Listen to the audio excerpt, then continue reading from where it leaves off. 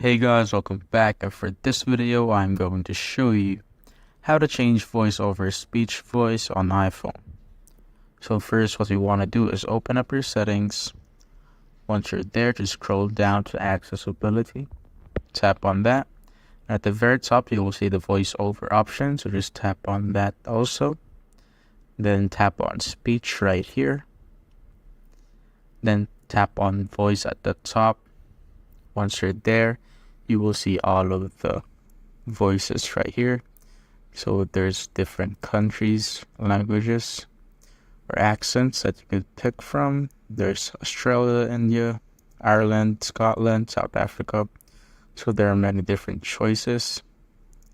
And once you've picked what you like, let's say I want this. So you will need to download it and so that you could use it. That's basically it, guys. If you have found this video helpful, simply leave a like below or subscribe because it helps reach more people. See you on the next one.